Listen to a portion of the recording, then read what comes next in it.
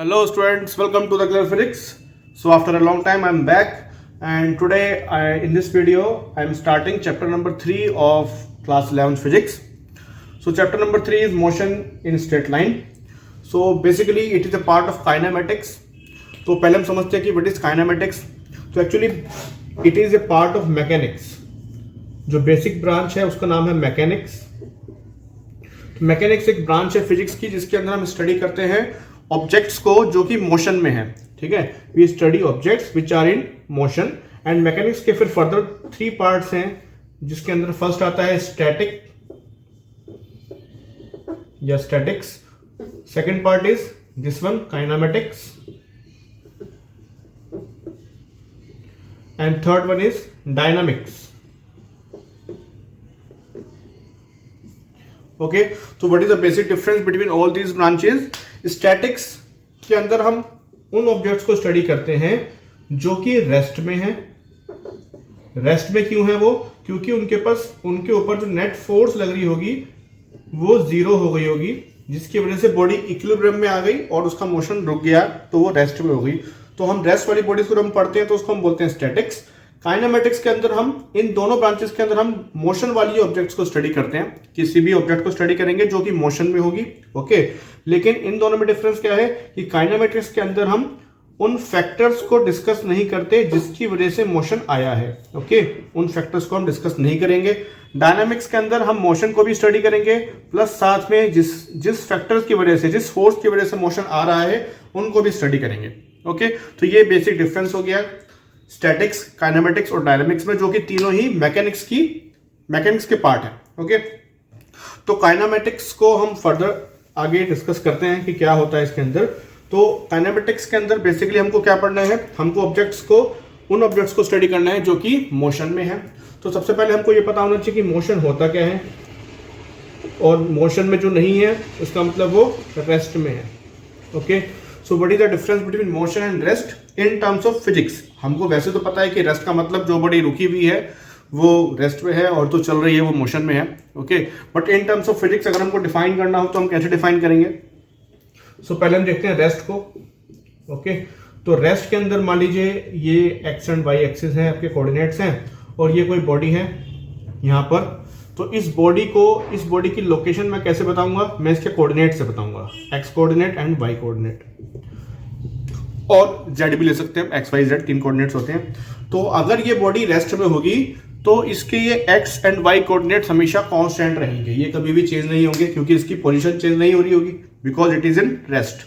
Okay, so हम ऐसे ही define करते हैं रेस्ट को कि रेस्ट क्या है, it is a condition in which coordinates of the body do not change with time. Okay, अगर किसी बॉडी के कोऑर्डिनेट्स टाइम के साथ चेंज नहीं हो रहे हैं इसका मतलब वो रेस्ट में है. और अगर किसी बॉडी के कोऑर्डिनेट्स या एक कोऑर्डिनेट या सारे कोऑर्डिनेट या 2 कोऑर्डिनेट अगर टाइम के साथ चेंज हो रहे हैं इसका मतलब वो बॉडी मोशन में होगी. ओके, अब मोशन को हम फर्दर कैसे डिवाइड कर सकते हैं. सो रेस्ट में तो हमको ज्यादा कुछ पढ़ना नहीं है, बॉडी रेस्ट में है तो उसके बारे में हम क्या पढ़ेंगे. तो हमको बेसिकली क्या पढ़ना है, मोशन को पढ़ना है. तो मोशन में अब टाइप्स ऑफ मोशन क्या होंगे. टाइप्स ऑफ मोशन में पहले हम देखते हैं 1D motion, 2D motion and 3D motion. ठीक है, 1 dimensional motion, 2 dimensional motion and 3 dimensional motion. तो ये जो मोशन है ये कोऑर्डिनेट्स के बेसिस पे ही हमने डिफरेंशिएट कर रखा है. फॉर एग्जांपल ये एक्स एक्सिस है, वाई एक्सिस है. अगर एक बॉडी है जो कि एक्स एक्सिस के ऊपर ऐसे मूव हो रही है, इस डायरेक्शन में चल रही है, तो आप देखेंगे कि इस बॉडी का सिर्फ एक्स कोऑर्डिनेट ही चेंज होगा. मान लीजिए यहां पर इसका कोऑर्डिनेट है 2 0, यहां पर इसका कोऑर्डिनेट हो गया 3 0. तो जैसे जैसे बॉडी आगे बढ़ती जाएगी तो इसका एक्स वाला कोऑर्डिनेट चेंज होता जाएगा, इंक्रीज होता जाएगा, लेकिन वाई 0 रहेगा और जेड भी 0 ही रहेगा. मतलब एक्स कोऑर्डिनेट में ही चेंज आ रहा है, सिर्फ एक कोऑर्डिनेट में चेंज आ रहा है, बाकी दोनों कोऑर्डिनेट्स कांस्टेंट है. तो इसका मतलब इस मोशन को हम क्या बोलेंगे, it is 1 dimensional motion. Okay, because only 1 coordinate में ही चेंज आ रहा है. सेकंड हमारा मोशन कौन सा, 2D मोशन. 2D मोशन में क्या होगा, अब आप समझ चुके होंगे कि 2D मोशन में क्या होगा, 2 कोऑर्डिनेट्स के अंदर चेंज आएंगे, बाकी थर्ड कोऑर्डिनेट क्या होगा, कांस्टेंट रहेगा.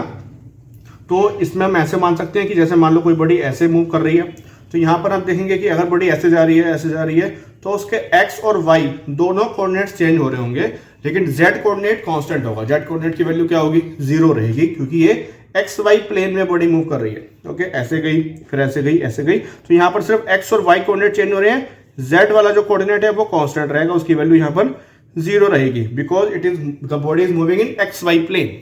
ओके, तो इस वाले मोशन को हम क्या बोलते हैं, इसका नाम है मोशन इन प्लेन, जो कि आपका चैप्टर नंबर 4 है, मोशन इन प्लेन। और ये वाला जो मोशन था 1D वाला, इसको हम बोलते हैं motion in straight line, motion in straight line, जो कि आपका दिस चैप्टर है, 3rd chapter. Okay, 3D motion में क्या होगा, 3D मोशन में अब बॉडी ऐसे ऐसे ना चल के इस प्लेन में ना चल के इस प्लेन से ऊपर उठ गई है, मतलब X coordinate, Y coordinate and Z coordinate, all 3 coordinates are changing with time. So इसका एग्जांपल क्या हो गया, फॉर एग्जांपल जैसे कोई बी है या मॉस्किटो है या एरोप्लेन है, जब ये सभी ऑब्जेक्ट्स आप देख रहे हैं कैसे चलती हैं, स्पेस में चलती हैं, मतलब खाली जगह में चलती हैं, इनका एक्स, वाई और जेड तीनों कोऑर्डिनेट्स टाइम के साथ चेंज होती रहती है, तो इन सभी का मोशन कैसा होगा, 3D मोशन होगा। ठीक है, तो अगर आपको एग्जांपल देना है 1D मोशन का, तो motion along the x axis. 2D motion का एग्जांपल क्या हो गया, जैसे हम नॉर्मल लाइफ में चलते हैं तो हम हमेशा हम लैंड के या मान लीजिए रोड के ऊपर कोई कार चल रही है तो उसका मोशन कैसा होगा, 2D मोशन होगा। और अगर एरोप्लेन की बात करें, बी की बात करें, मॉस्किटो की बात करें, बर्ड्स की बात करें, तो वो मोशन कैसा होगा, उनका 3D मोशन होगा, because x, y and z all 3 coordinates are changing with time. Okay, now moving further, अब हमको कुछ बेसिक चीजें पढ़नी है, तो फिजिक्स के अंदर कुछ 8-10 चीजें ऐसी बेसिक चीजें हैं जो कि अगर आपको क्लियर नहीं है तो आपको पूरी फिजिक्स में प्रॉब्लम हो सकती है समझने में, even 11th and 12th class के अंदर भी। तो वो बेसिक चीजें क्या है, उसी के कुछ पार्ट्स हम आज देखने जा रहे हैं। वो बेसिक चीजें क्या है, नंबर 1 इज डिस्टेंस,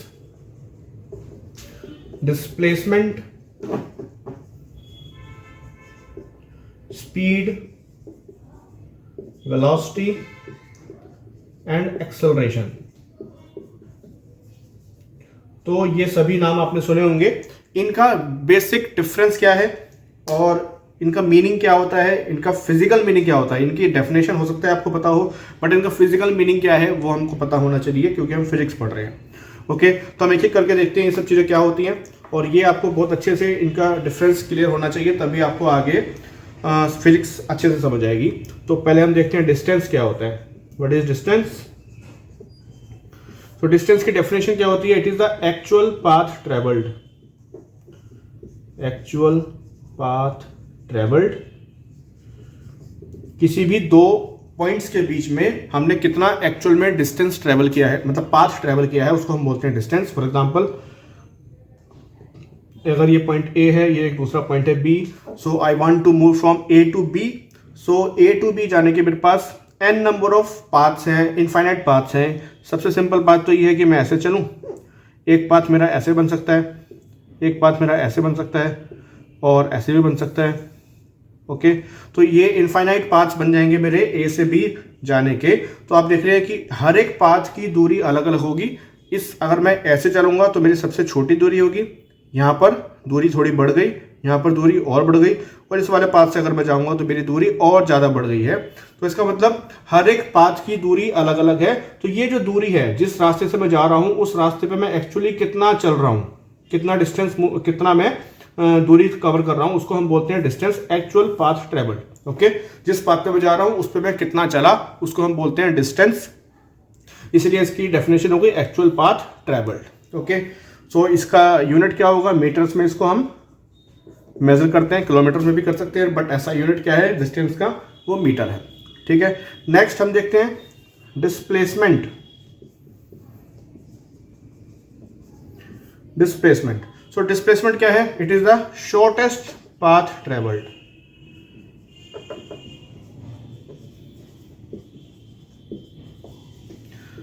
ठीक है, वन वर्ड में अगर आपको डेफिनेशन बतानी है तो ये क्या है, actual path travelled and this what is this, shortest path travelled, मतलब किसी भी 2 पॉइंट्स के बीच का सबसे छोटा रास्ता जो हो सकता है उसको हम बोलते हैं डिस्प्लेसमेंट। फॉर एग्जांपल, अगर ए से बी की बात करें तो ये वाला जो रास्ता है ये क्या होगा, डिस्प्लेसमेंट होगा। बॉडी कोई भी रास्ता चूज करे, इस वाले पाथ को चूज करे, तो ये दूरी जो होगी वो हो जाएगी डिस्टेंस, और ये दूरी क्या हो जाएगी इसकी, डिस्प्लेसमेंट। तो आप देखना कि ये डिस्प्लेसमेंट तो हमेशा इतना ही रहेगा, क्योंकि यही एक रास्ता है जो सबसे छोटा रास्ता है ए और बी के बीच का। ओके, तो डिस्प्लेसमेंट इसका मतलब 2 पॉइंट्स के बीच का हमेशा कांस्टेंट रहता है, सेम रहता है, ये कभी चेंज नहीं होता, और ये क्या होगा, सबसे छोटा डिस्टेंस होगा दोनों के बीच का।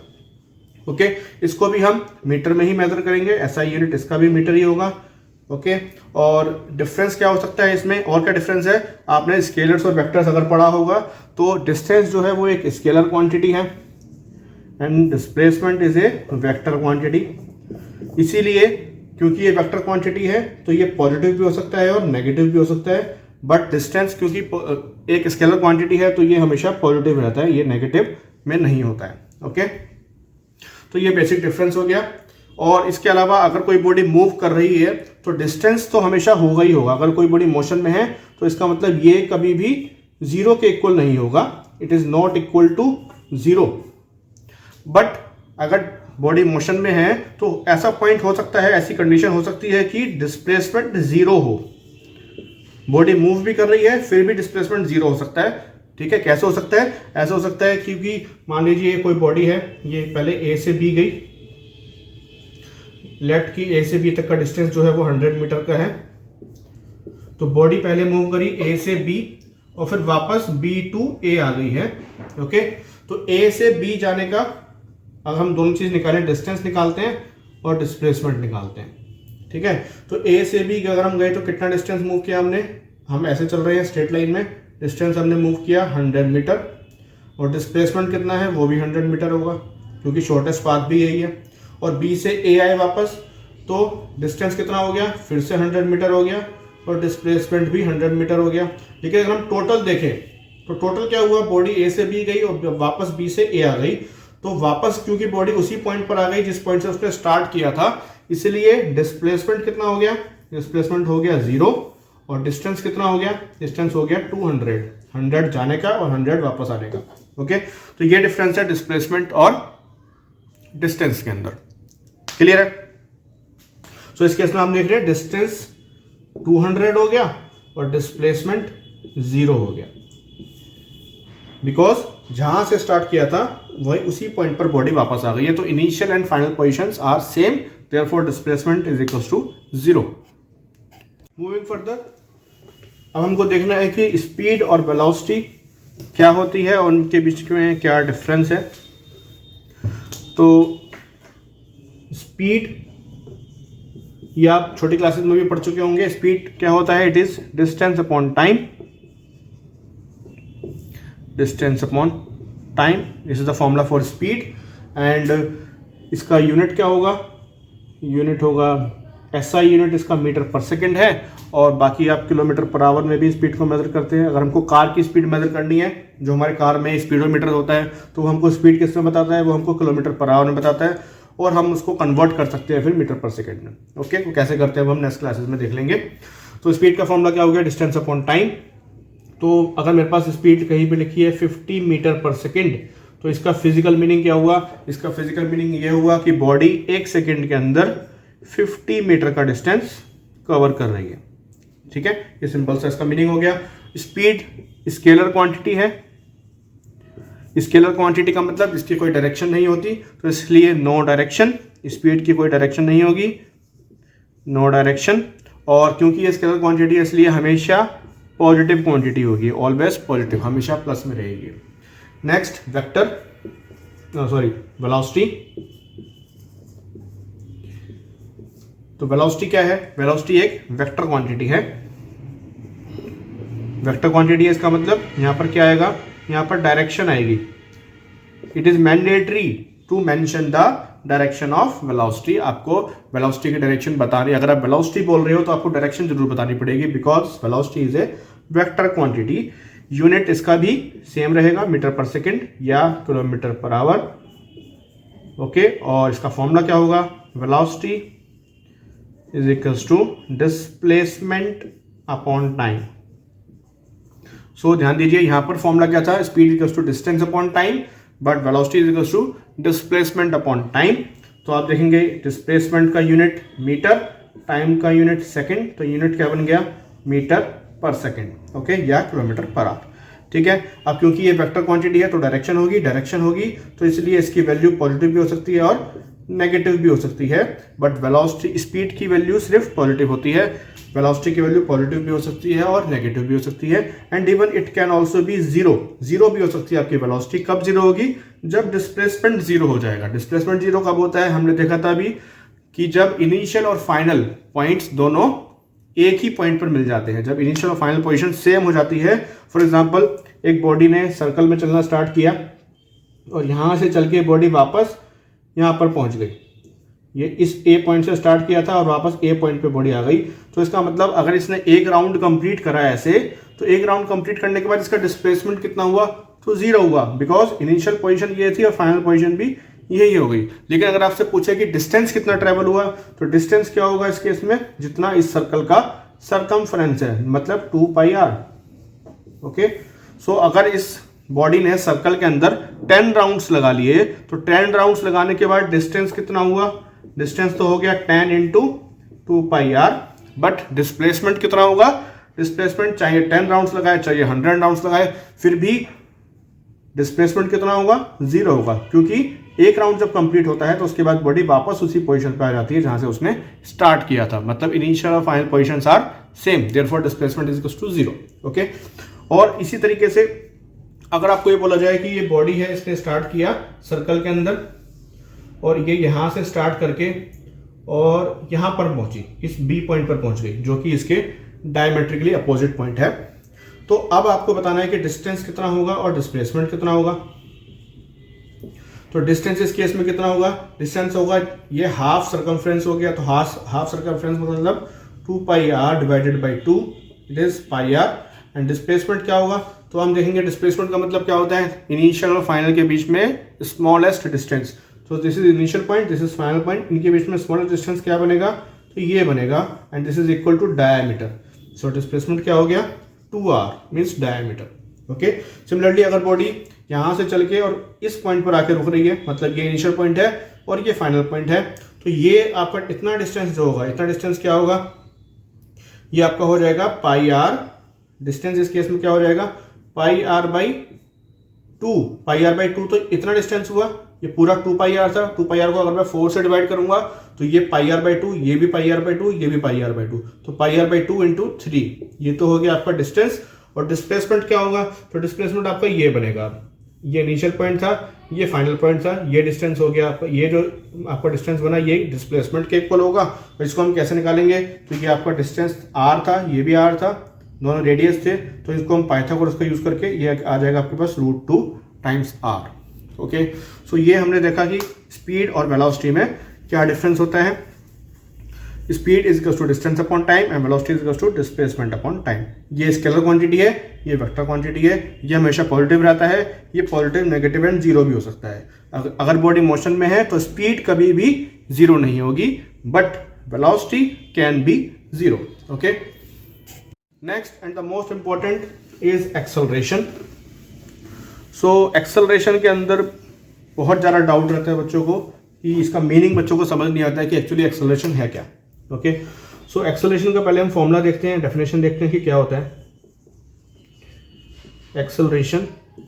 एक्सेलरेशन की डेफिनेशन क्या है? It is the rate of change of velocity, rate of change of velocity with respect to time.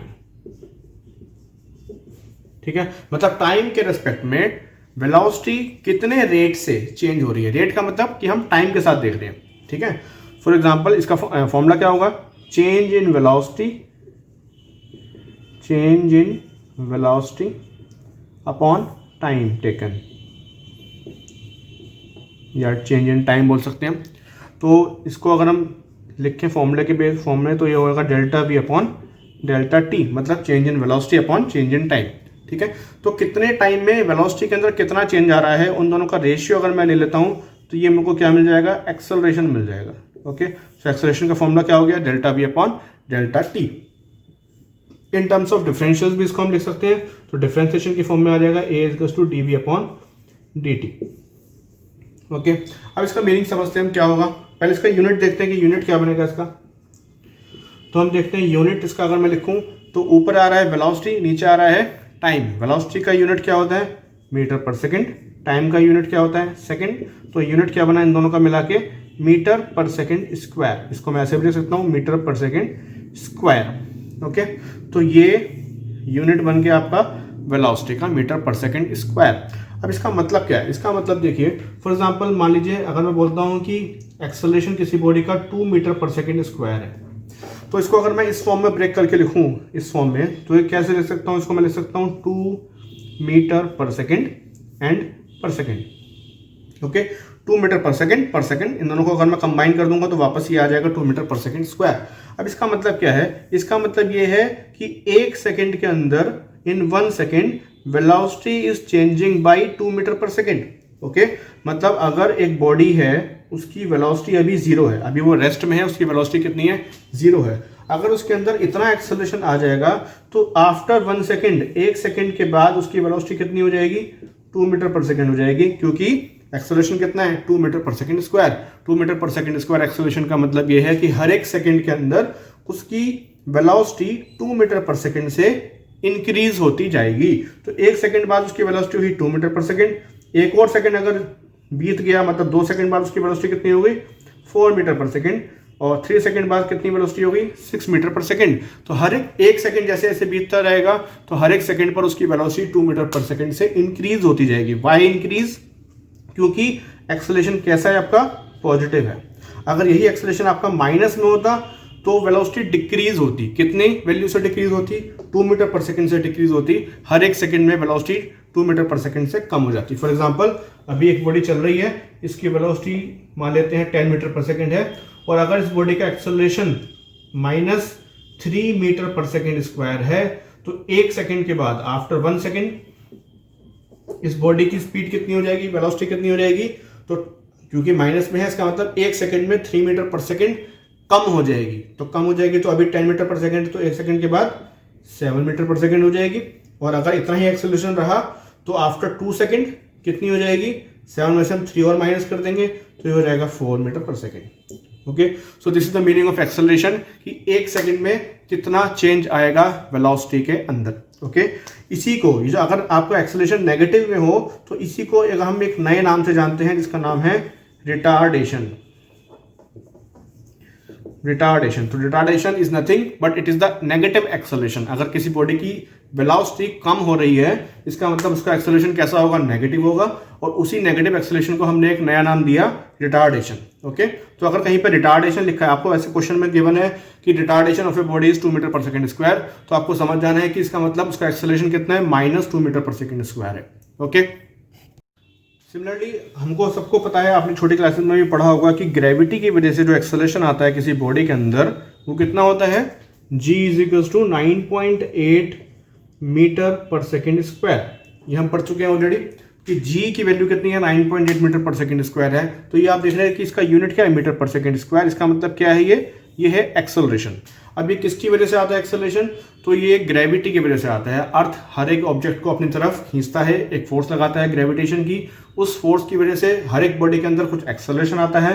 उस एक्सेलरेशन की वैल्यू कितनी है? 9.8 मीटर पर सेकेंड स्क्वायर है। अब इसका मीनिंग क्या होगा कि जैसे मान लीजिए दिस इज ग्राउंड, और यहां से मैं कुछ हाइट से एक बॉडी को नीचे ड्रॉप कर रहा हूं। I am dropping an object. Drop किया मतलब मैंने, पहले ये बॉडी कैसे थी? रेस्ट में थी। ड्रॉप करने का मतलब क्या है कि मैंने जस्ट ऐसे छोड़ दिया। तो पहले बॉडी रेस्ट में थी, मैंने उसको यहाँ से छोड़ दिया। तो छोड़ने के बाद आफ्टर 1 सेकेंड इसकी वेलोसिटी कितनी हो जाएगी? इसकी वेलोसिटी हो जाएगी 9.8 मीटर पर सेकेंड। क्यों? क्योंकि एक्सेलरेशन कितना है बॉडी का?